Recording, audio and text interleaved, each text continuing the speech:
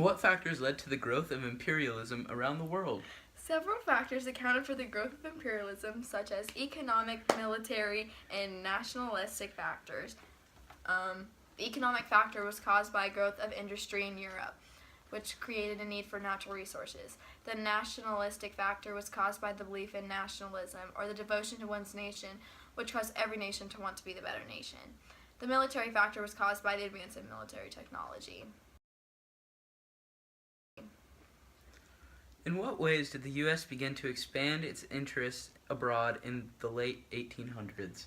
In the 1830s to the 1850s, the belief in manifest destiny helped the U.S. justify its policies towards Mexico.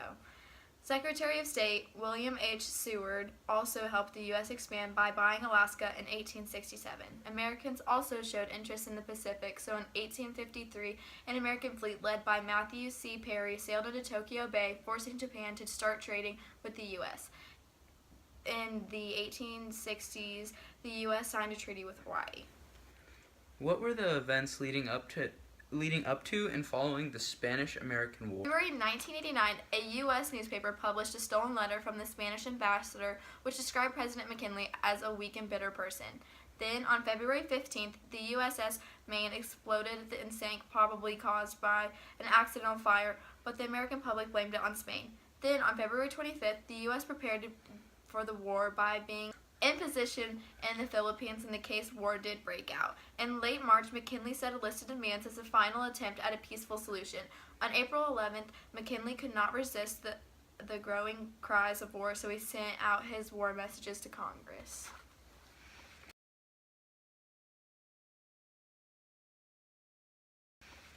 What were the goals of Theodore Roosevelt's Big Stick diplomacy?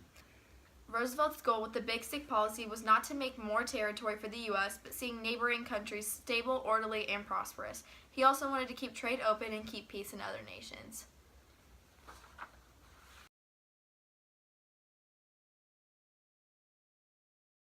What were some voting restrictions in the 1800s? In many Southern communities, whites were concerned that African Americans would gain too much political power if they were allowed to vote. Also, they feared that black voters would unite with poor white farmers and elect populist candidates. As a result, during the 1890s, Southern states began using several tactics to deny the vote to blacks.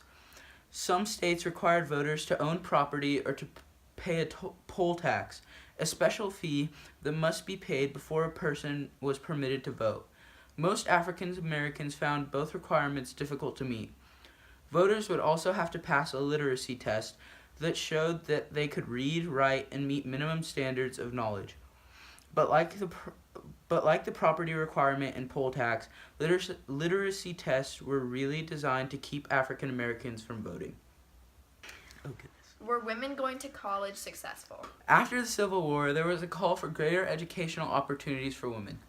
In response, educators and philanthropists, or people who give donations to worthy causes, established private women colleges with higher academic standards. The first was New York's Vassar College, which opened in 1865. In the 1880s and 1890s, there was an increased pressure on men's colleges to admit women. Rather than to do so, some schools founded separate institutions for women that were related to the men's school. Harvard University in Massachusetts established Radcliffe College in 1879.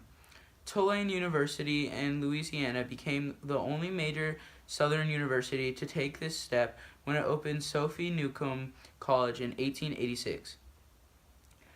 Opportunities for men and women to study together, co-educational, also increased.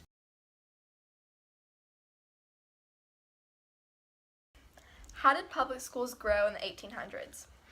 Americans have long understood that a democratic society functioned best when its citizens could read and write. By the late 1800s, however, an education had become more than just a worthy goal.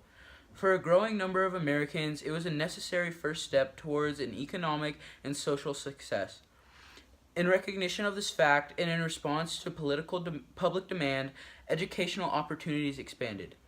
By the time of the Civil War, more than half of the nation's white children were attending the nation's free public schools.